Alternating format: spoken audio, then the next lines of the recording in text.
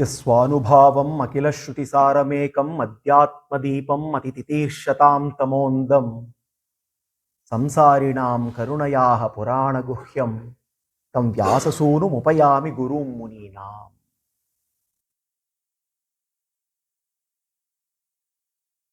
Srimad Bhagavatam,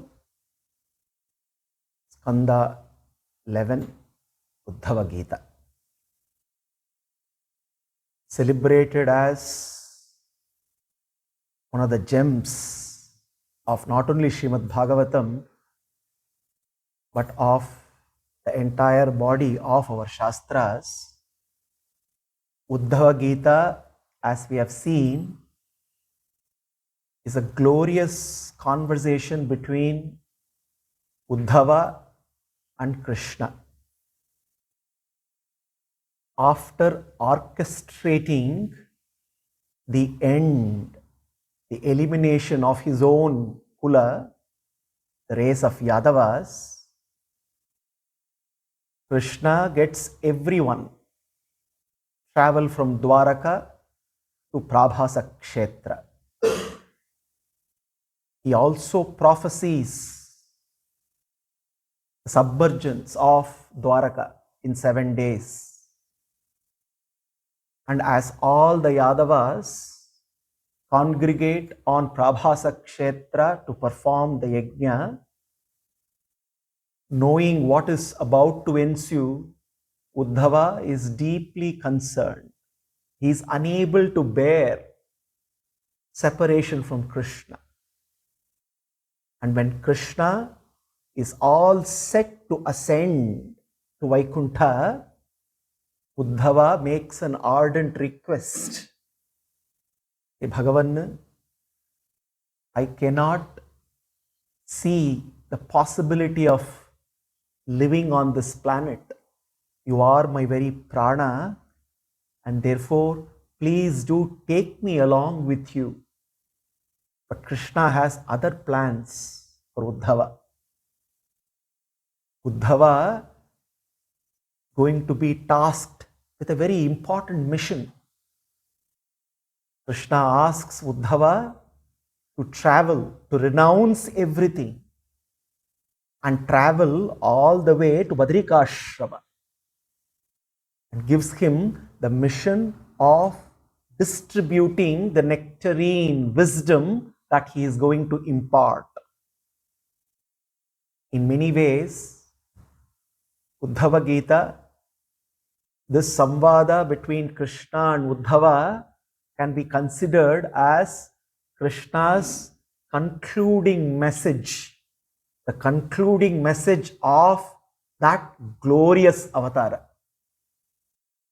And as we have seen, this samvada begins with Uddhava getting into a state of complete surrender. Tasmad bhavantam anavadyam anantaparam sarvagyam ishwaram akunta vikunta dishyam nidvidnadihi ahamuhe prajanabhitaptaha narayanam narasakham sharanam prapadhye. He Narayana, he Narasakha, sharanam prapadhye. Uddhava surrenders to Narayana. And it is the outcome of the surrender that Uddhava is bestowed with that treasure of all treasures. Bhagavan responds to Uddhava. Uddhava's surrender was preceded by Uddhava's summarizing of Krishna's request. Krishna asks Uddhava to renounce everything, to be rooted in the spirit of detachment from the world. And Krishna also gives him the simple formula, how to practice such a detachment. And now, when Uddhava expresses his desire to know more about how he can practice such renunciation, Krishna begins his instructions. Sri Bhagavan Uvacha Prayena Manujaloke loka tattva vichakshanaha samudharanti hyatmanam atmanaiva ashubha sayat. Ashubha asayat. Ashubha asaya is our desire for sense gratification. Ashubha, inauspicious. We are trapped in a cycle where unknowingly or knowingly we are attracted to everything which is unwanted. It is that misdirected attraction. To be attracted is very natural. The mind, the senses are all designed for getting attracted. This is the nature. Now, unfortunately, when that attraction is directed towards the world for the sake of gratification of the senses, that is where we continue to prolong our tendency in this cycle. Now, Krishna starts his discourse to Uddhava in a very beautiful way. This is another difference that we see compared to Bhagavad Gita. So, as we go through Uddhava Gita, we will also take the opportunity to also parallelly recap Bhagavad Gita. And we also will see how Krishna takes a different approach with Uddhava. Now, here, Uddhava is being asked, hey Uddhava, in this samsaric journey, it is very important for one to cultivate a mindset of learning. So we all think learning means learning only from textbooks. Or now we have all the tools, digital tools available. But Krishna changes the very essence of what learning can mean. He says life is meant to be rooted in learning. He says, Prayena manuja loke loka tattva vichakshanaha. The very reason why Bhagavan has given us manas and intelligence is for the purpose of cultivating insight, for the purpose of discrimination, for the purpose of discerning. While we engage with this world, we engage it with intelligence, applying the intelligence that is being given to us. Study of matter, this world of matter needs to be studied, Krishna says. And how do we study it? Through four means: deconstruction, redirection, instruction, application. There are four ways to study matter. And what are these four ways? Deconstruction. We must be able to look at the world of matter and deconstruct. Beneath everything that we see superficial, everything that we see, scientifically also speaking, everything is only a bunch of molecules. Beneath the apparent beauty that attracts us in this world, there is nothing but Panchabhutas. Now, when we start deconstructing matter, what infatuates us will slowly stop infatuating us. The power that matter holds on our senses, our mind, will weaken the moment we start to deconstruct it and see ultimately underneath the superficial beauty, what is there? It is just an admixture of the Panchabhutas. And that deconstruction helps us to avoid being overpowered by worldly beauty, by worldly attractions. The second means is to use the method of redirection. Krishna teaches us in the Vibhuti Yoga how, looking at everything in this world, we realize the world is meant to be a pointer to Krishna. The point of this world is to point towards Krishna.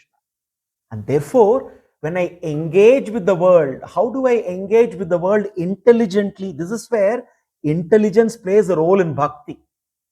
We all think bhakti and intelligence may not really go together, but they really go well together. Because when we start using intelligence to redirect everything towards Krishna, yat yat vibhutimat sattvam srimadurjitamevava, Krishna says. So therefore, that redirection helps us also to know what is real, what is enduring, what is not enduring. The third is instruction. Now, this is where Krishna is going to spend a lot of time. He says, everything in this world has to be seen as a source of instruction. There is something to learn, which means we can stay constantly learning. Our learning need not be only at certain times.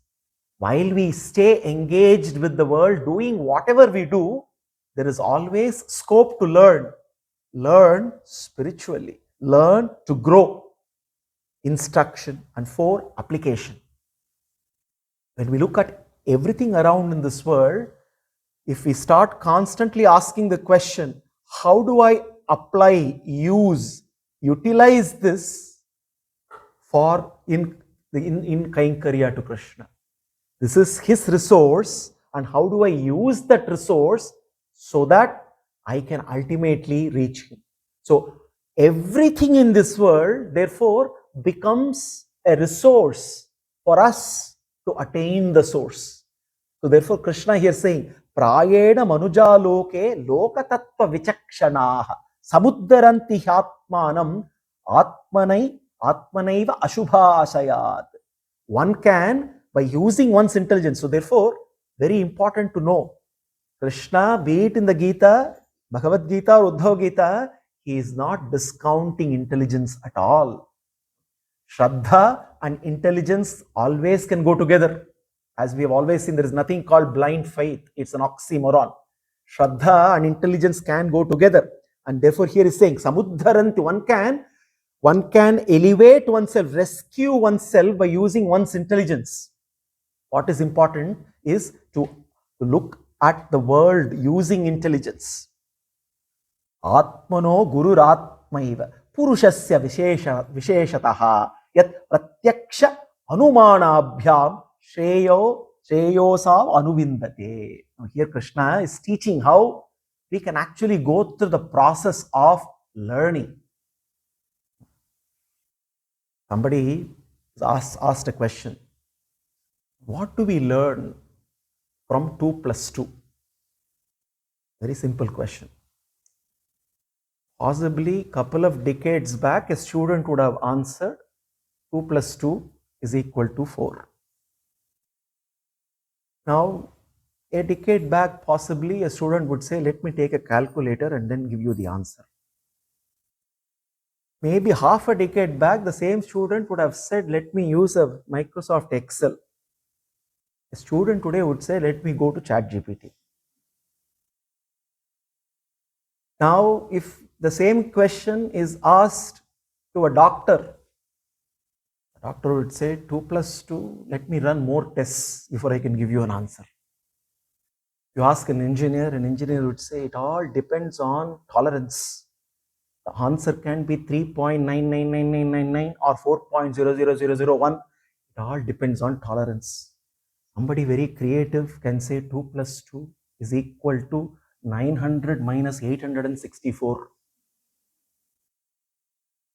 If you ask a chartered accountant, the chartered accountant say 2 plus 2, what do you want the answer to be?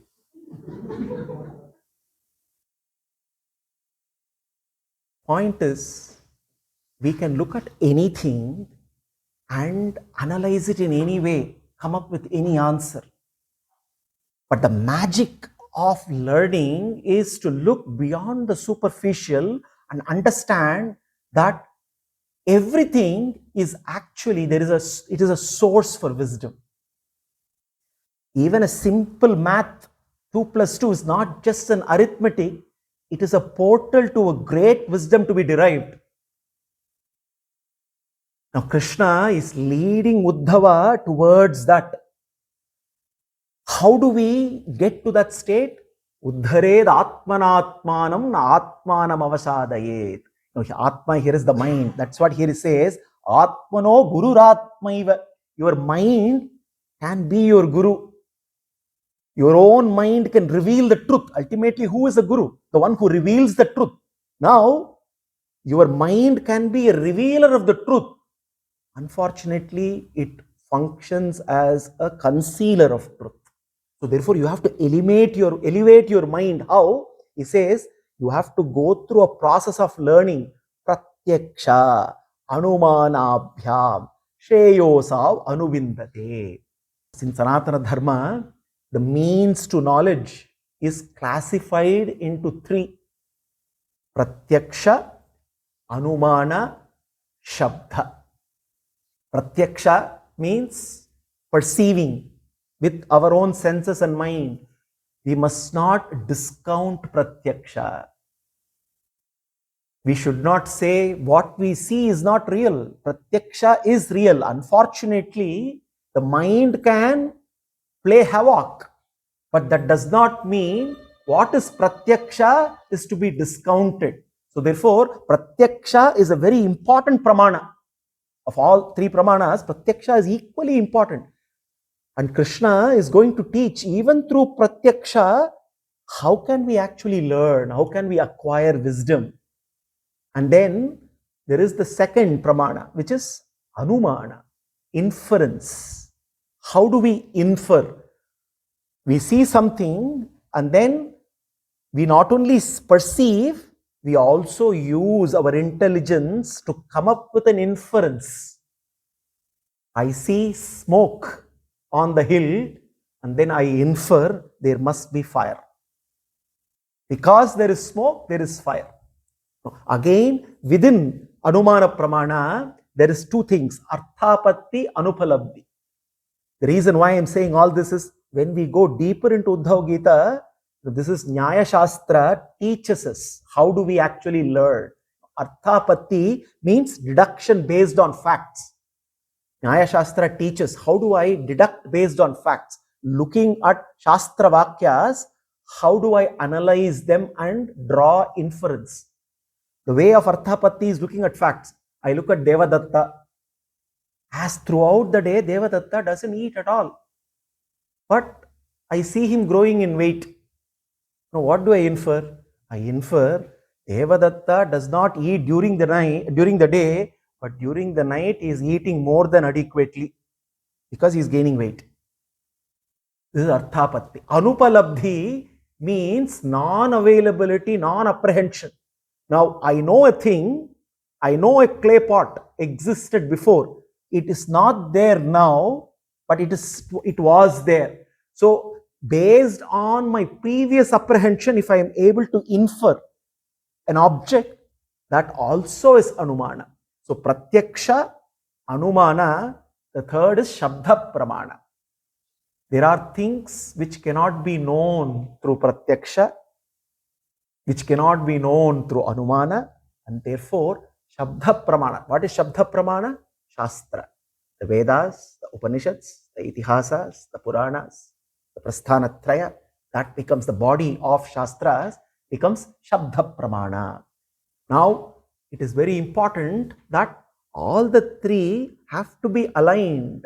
Pratyaksha, Anumana and Shabda Pramana.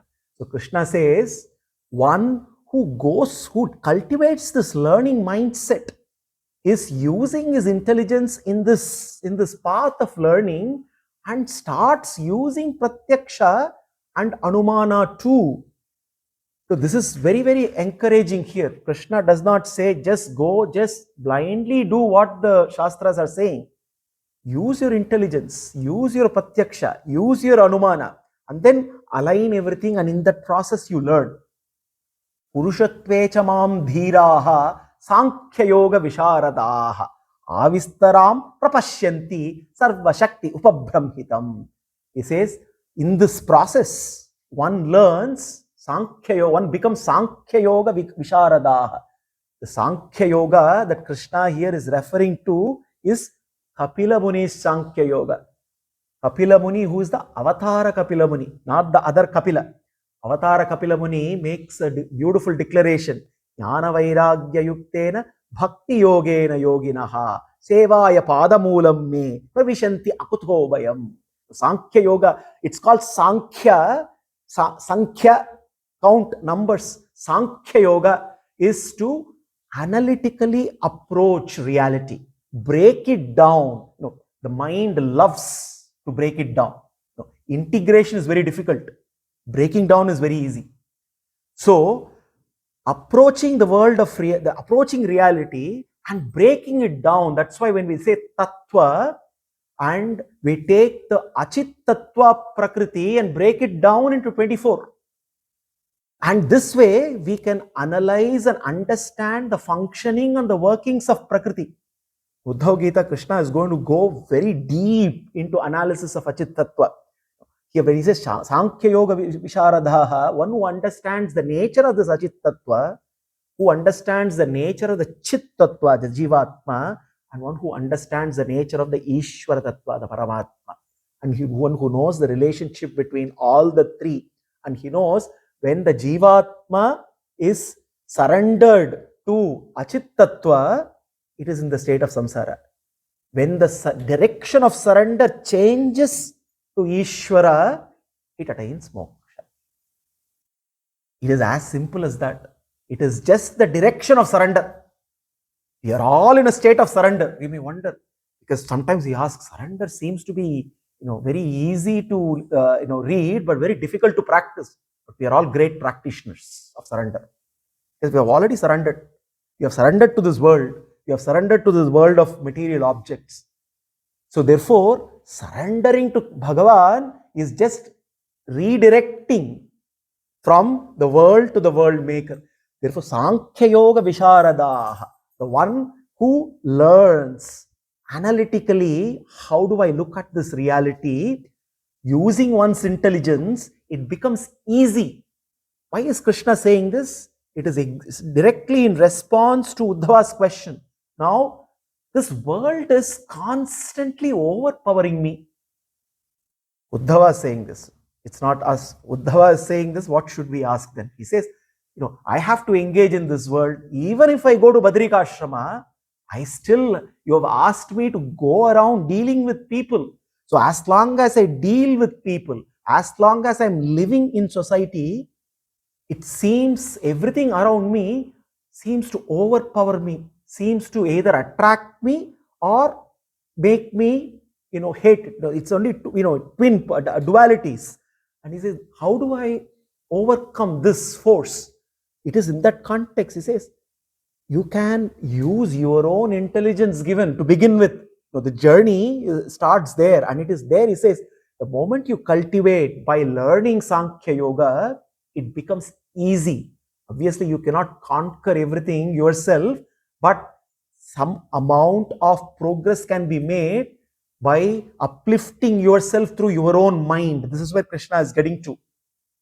And then Krishna says, Atramam mragayantadha yukta hetu varishwaram grihyamaneir gunair lingair agrahyam anumanataha. He says, Atramam mragayanti. Prerequisite, hey Uddhava, is one must start seeking. One must start searching. Before asking the question, why I don't see Krishna? Why he is not doing this to me? Why is this not happening to me? The first question to be asked, am I truly seeking? Do I have the real thirst in me? Because many times our thirst also is very superficial and very temporary. So when you have a trouble, suddenly the thirst comes for Krishna. When there are no troubles, the thirst takes a back seat. Or the thirst is very superficial. Here he says, Atramam ragayanti. It has to be a real, genuine seeking, prerequisite. Adha yukta hetu bihi. The seeking has to be equipped with reasoning and intelligence. So in many ways, you see the progress in Uddhava Gita similar to the Upanishad way of learning, where the seeking, if you see in the Upanishads are also samvada, and we see the seeking there, not ordinary seeking. There are difficult questions asked, very challenging questions. You're going to see that here. very challenging questions, complex questions, bouncers, and the answers will also be bouncers to us, of course. But unless those difficult questions are asked, the answers cannot be discovered. So therefore, one must equip oneself with the right kind of reasoning. So when we educate ourselves, unfortunately, our education does not equip us with the right kind of reasoning. In Sanatana Dharma, the Nyaya Shastra, Tarka Shastra, they teach even how to ask the right question. Half the battle is won when the right question is asked. Therefore, Addha Yukta Hetubihi Ishwaram Grihyamaneir Gunair Lingair. Bhagavan, Krishna, can be discovered by engaging with the world. Why should we shut ourselves? Because the signs that we see are all manifestations in a way that should remind us of Krishna. We must be looking for qualities, marks, signs everywhere. We all now know that we are all cultivating ourselves now to start seeing miracles in our lives. Earlier also miracles used to happen, but we never noticed. But now we start seeing even small things. Why? Because we have consciously, we are seeing the workings of the unseen hand of Krishna. And when that we start taking notice of it, then magic happens. He says, Agrahyam anumanataha. Therefore, anumana, inference, is a great ability for humans. We must not stop that ability of ours to be put to use. When we study the Shastra, when we are listening, we must be constantly using our capability to reason, to infer, which is what is going to strengthen our own learning process. Therefore, seek actively, seek wisely, look for signs, don't look for limitations. Recognize the transcendence even in the mundane world. See the material as a pathway to the spiritual. Do not just give up on the material. So this is where Krishna begins his teachings to Uddhava. Then Krishna says, hey Uddhava, in this regard, more than me teaching you, Krishna is saying, there is a better teaching that I am going to impart to you. Again, here we see this is another difference. In the Gita also, Krishna keeps referring to what he teaches is nothing new. He is only teaching what was already taught. But here in Uddhava Gita, he is going to recount various narrations of others too. It is in this regard, the famous, celebrated Avadhuta Gita takes birth. Now, Krishna recounts the beautiful samvada. Now, this is a samvada within the samvada. The samvada between Uddhava and Gita and Uddhava and Krishna is happening, and within that samvada now, Krishna refers to the samvada that happened between King Yadu and a Avadhuta Brahmana. He says, hey Uddhava, let me, instead of me giving you the examples for what I am saying, let me narrate to you, recount that beautiful conversation between Avadhuta Brahmana and Yadu. It seems King Yadu was also a seeker, and he also wanted to know what is the best way to seek.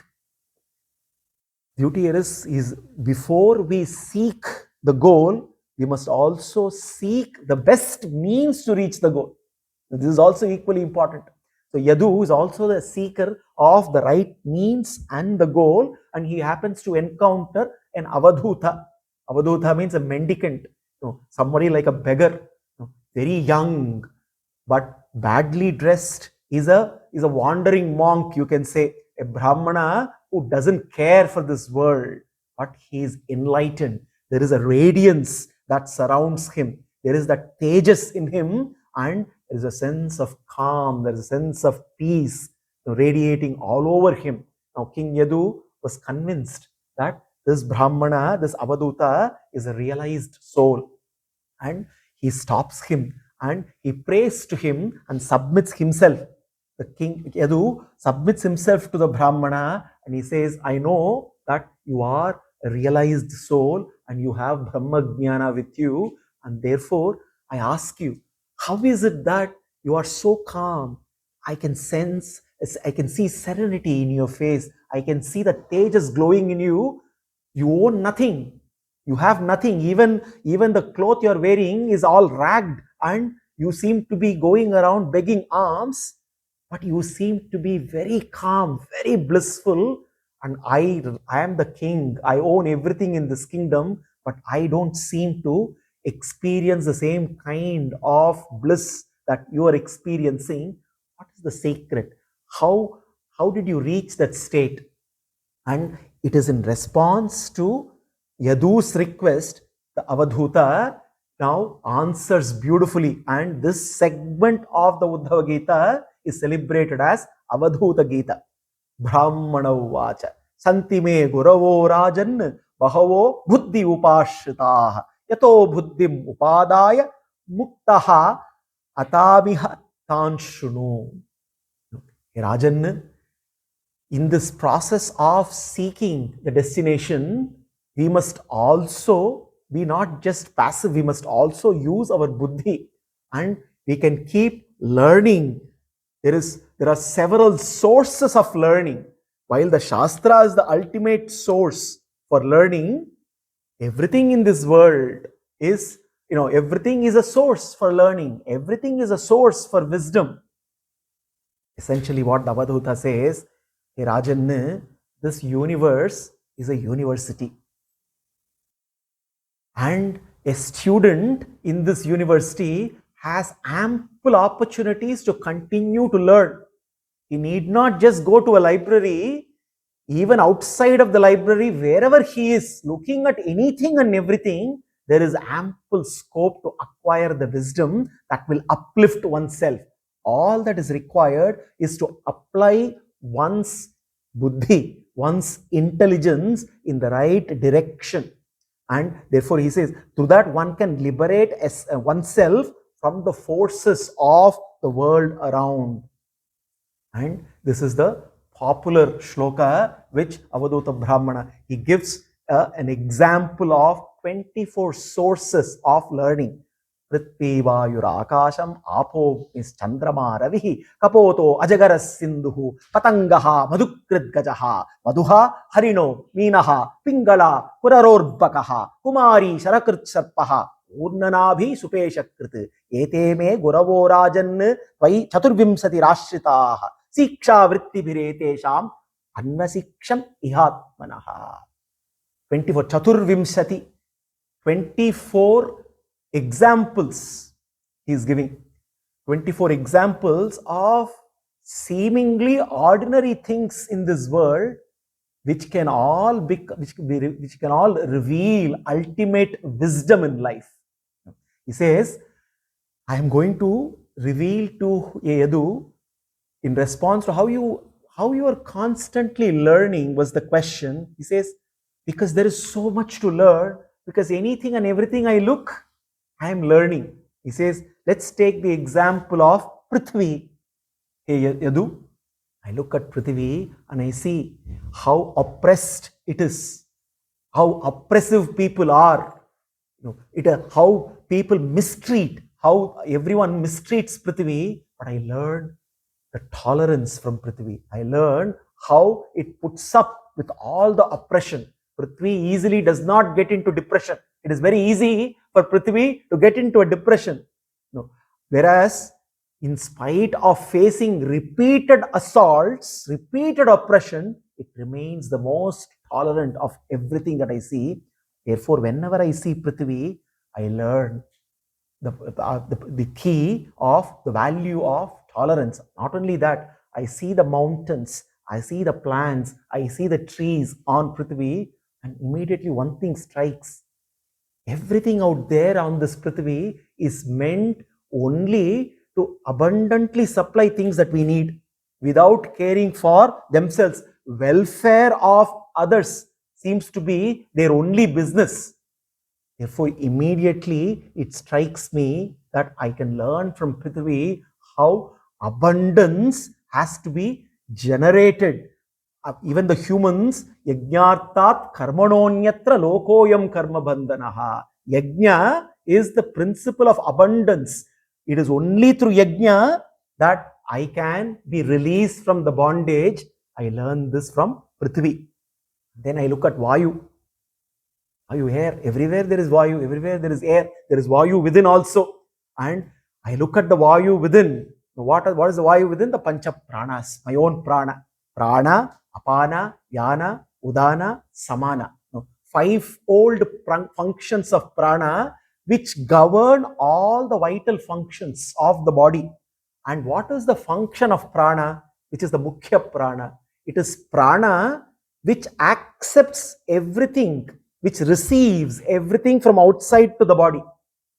Not only food, also the air. Not only air, every stimuli from the external world, the process of receipt. Everything from outside has to go inside the body, the mind and the body. This entire process of receiving anything from the outside, be it food, water, air, or any stimuli, it is prana which governs. Now, what do I learn from this prana? Now, there is something very interesting. Prana is very different from every other sense, every other organ or any other bodily function. Every other sense organ is always craving for more. Every other sense organ. Whereas prana does not crave for more. And we all know this. There is only so much food that the body can accept. Beyond that, the body will start to revolt. Anything excess, the body cannot accept. Even air, even oxygen, even too much of it, the body will not accept. Prana, therefore, teaches a very important lesson that everything has to be moderated. Everything has to be balanced. There can be no excess whatsoever. So this, I look at my own prana and I learn this. How do I be rooted? Yuktahara viharasya yukta chetasya karmasu. How if I have to be integrated and centered in my life, I have to learn from my own prana how I must avoid excess of anything, using every sense for any excess, seeing something excessively, hearing something excessively. Worldly matters. Anything excessive of Krishna is fine. So here, therefore, prana. And then he moves on. Akasha. What do I learn from Akasha? I look at Akasha. We all think we are looking at Akasha every day. We don't seem to learn anything from Akasha. He says, gives a beautiful point. Akasha is looking at, there are different kinds of clouds floating around. There is a rain-bearing cloud, dark cloud. There is a cloud which is ordinary white clouds, different shapes of clouds. But the Akasha stays aloof. The Akasha stays as a witness. Life can have several problems, or rather, life will have several problems, but we don't need to be one of them. The problem is we identify with the problem, and therefore then we cultivate that the problem that we have is that we can solve all problems, and it is the fundamental problem that we have. Akasha teaches us that when we stay as a witness to everything that is happening, then just like how the clouds pass one after the other, every problem shall come and shall pass. So this is what I learned from Akasha. Prithvi Vayur Akasham Apaha. What do I learn from water? I look at water, I see how water is purifying in nature. Water purifies, and we all know this. When there is dirt, we clean, we have to use water. But also, water is also an inner purifier. That is the reason why every Vaidika ritual, we use water to purify ourselves, both externally and internally. There is also one other thing I learned from water. Water, irrespective of how dirty a place is, water can go and clean it up. Therefore, association with water is important for the process of cleansing. Therefore, I look at water and I look at all the Bhagavatas and I say it is the association with Bhagavatas that I too can go through a process of my inner cleansing.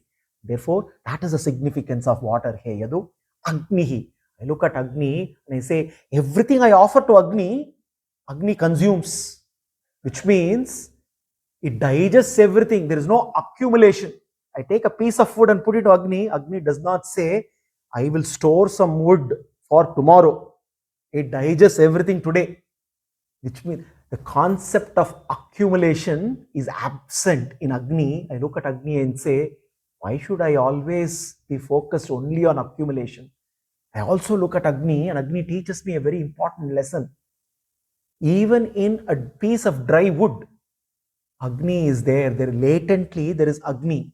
And how do I discover Agni in a piece of wood?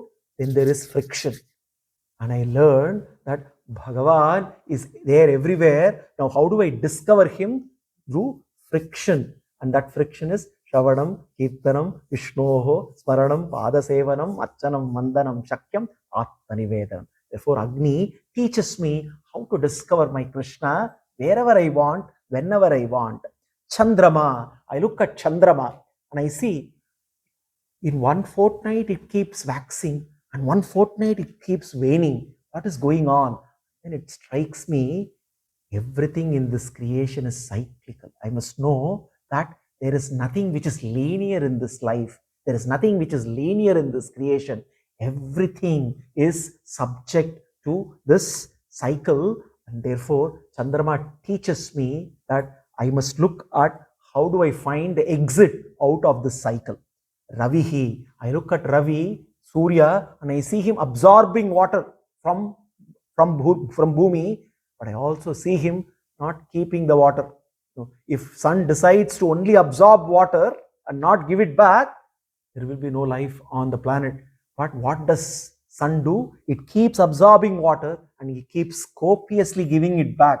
I learned that my life is to be meant not just to keep taking, but keep giving. And giving and taking are processes that need to go on cyclical. Kapotaha. See a pigeon. What can pigeon teach me? Avadhuta narrates a beautiful story. It seems there were two pigeons, one he pigeon, one she pigeon. One fine day, the he pigeon and she pigeon met each other, went on a date, fell in love. Sounds very familiar to all of us. Fell in love, decided to get married. Suddenly the whole universe changed. Everything changed and they were madly in love. Nothing mattered on this planet. When what mattered for he was she, what mattered to she was he. So madly in love, so very attached, nothing else mattered until the baby chicks, the baby pigeons arrived. And then all their love and attention start to shift. The whole universe start to revolve everything around those baby pigeons. Very familiar to all of us. And then everything that they did was only focused on that. And it so happened one fine day when they went around to get food, these little pigeons were caught by a hunter's net. And both the he pigeon and she pigeon came and saw that the little pigeons were caught and they know that the hunter is going to take them away and kill. What did the she pigeon do? That attachment of a mother, she said, how can I bear separation? She madly dashed and she also got caught in the net. And what did the he pigeon do? He said, what is life without my children? What is life without my wife? And the he pigeon also madly dashed, and then the hunter was so happy, he had a good feast that day. Now, what this narration of Avadhuta teaches is, for a moment, don't even think that I am speaking as a sannyasi talking about family, relationships, spouse, children. No, that is not what Avadhuta is teaching here.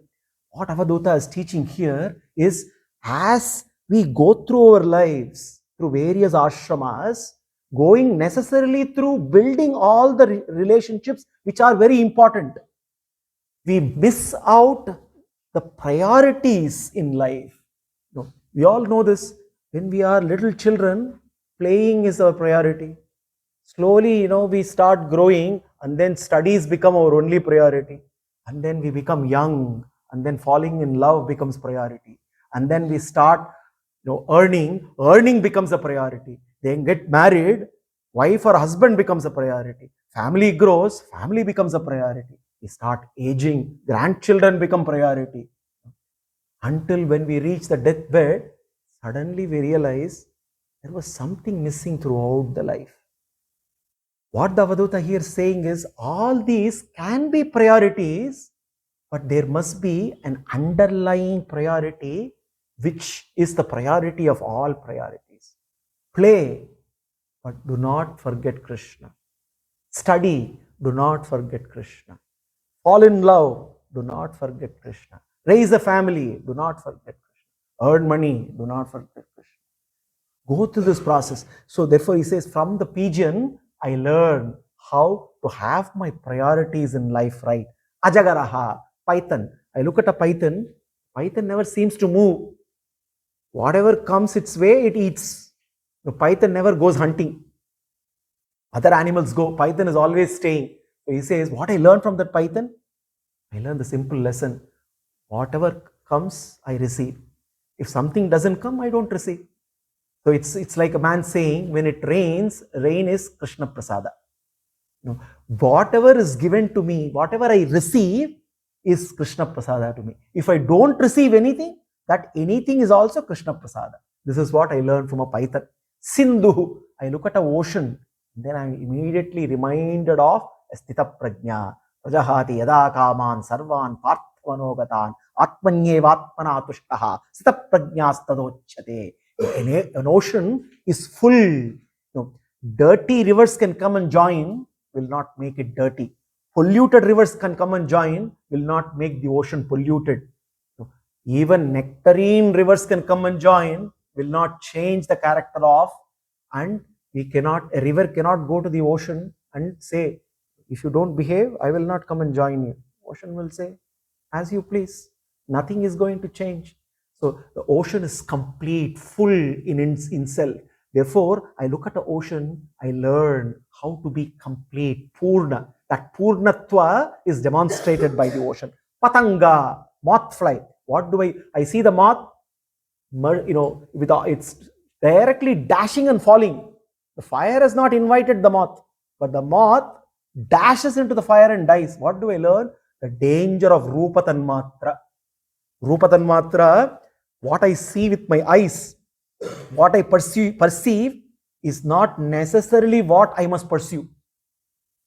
Very important, because we perceive and we start pursuing. We see something wrong, we are madly pursuing it before we even realize. So the Patanga teaches us the danger of a Rupa Tanmatra. Madhukrit, honeybee. Honeybee teaches us how I avoid attachment. Even a honey can only stay for only certain time on the lotus flower, drawing its essence, the nectar. Because sooner or later the lotus flower is going to close. If it stays for too long, it's going to die. So it needs to extract honey, fly, get out. No, I learned from Madhukrit the value of attachment. What do I learn from Gajaha? The peril of Sparsha Tanmatra. A male Gaja elephant has tremendous weakness for a female elephant. And this is how hunters trap male elephants.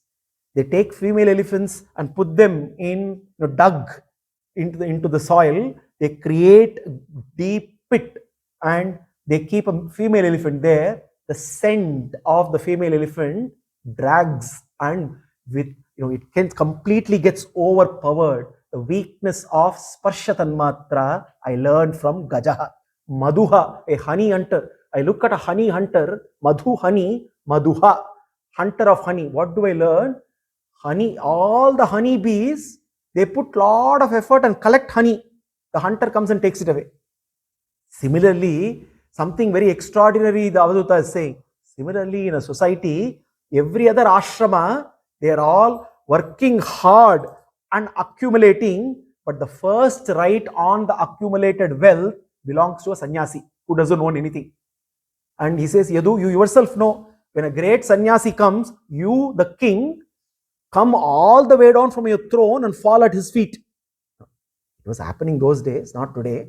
But he says, that's the power of the sannyasi. And therefore, this I learned from a Madhuha. Harinaha, deer. From a deer, I learn the peril of Shabda Tanmatra, because the Harini gets dragged by the sound. The hunter uses the sound, pleasing sound, and traps the deer. Therefore, the perils of Shabda Tanmatra. Meenaha, from fish, I understand the perils of Rasa Tanmatra, of the weakness of the tongue. This is the greatest weakness for us. So if we don't gain mastery over the tongue, it becomes tongue to eat and also to speak, in both ways. So here the Minaha teaches how it is fundamental to gain mastery over the tongue. Pingala, a prostitute, he says, I saw a prostitute called Pingala. What did I learn? Can you learn anything from her? Somebody like that. He says, one fine day, she was waiting for a customer, and the wait prolonged and prolonged, and the day passed by, the evening passed by, the night passed by, no one came in, and all of a sudden she was stuck with nirveda. All of a sudden, a mix of contempt for her own self, frustration, disappointment, the sense of nirveda took over. She understood the futility of a life that she was leading. All of a sudden, she realized that this body is meant to be offered only to Bhagavan, and therefore I learned how to cultivate Nirveda from Pingala. Kuraraha, a bird. What did I learn from a bird? There was this Kurura bird which went and picked up a piece of flesh and started flying, and hundreds of other birds started chasing it for the same piece of flesh. No, it was holding on. It was in a state of fear. It couldn't eat it. And suddenly it saw a huge another Kurura bird menacingly coming to attack it. It realized it had no other option but to drop the piece of flesh. But in dropping the piece of flesh, it gained peace of mind. And it realized that I have been mistaken in holding on to something which I shouldn't hold. This is what I learned from Kudaraha. Arbakaha. What did I learn from a small boy? What a small boy can teach. One thing I learned, I could see how he was without any anxiety or worry. When today it's a different story. Even at age of 2, children say I am anxious, I am worried and all that. Maybe now we have to drop the years. Good old days, maybe up to 7, 8, we used to say, children, no anxiety, no worry. But today FOMO takes over even before 1. We have to be very careful. So maybe we can say not Arbhakaha, not a small boy, Shishu, maybe 1 month-year-old baby, until the mobile phone is given to that baby, and that baby also becomes anxious. This one thing we all do, mobile phone, I even know, for the first, maybe not the first day, maybe second day we start giving, and then anxiety, worry, everything starts. So we have to now cut down the age now, but at least for Avadhuta, he said how a little child has no anxiety whatsoever. Kumari, little girl. There was this Kumari. I learned a lot from her. What did I learn? She was wearing a set of bangles, and her parents walked away out of the home. She was about to be given in marriage, and the prospective groom's side, they landed up, and she had to go and cook for them.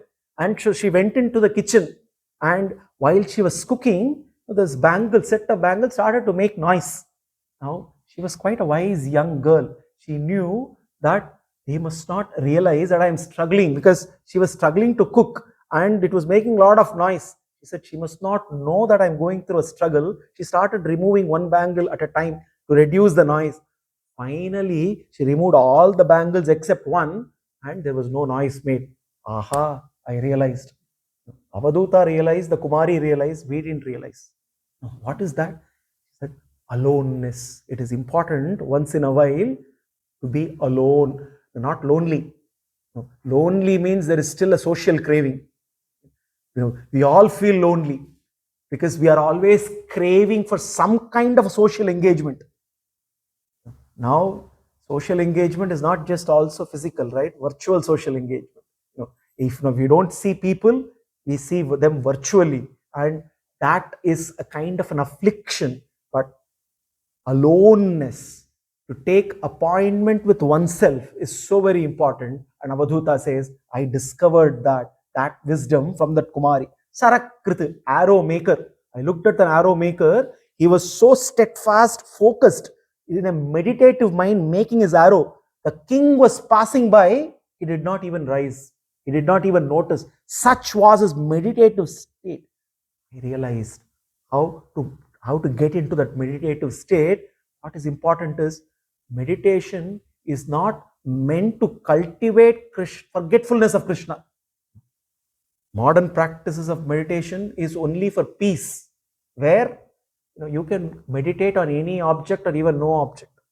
There, the outcome is peace.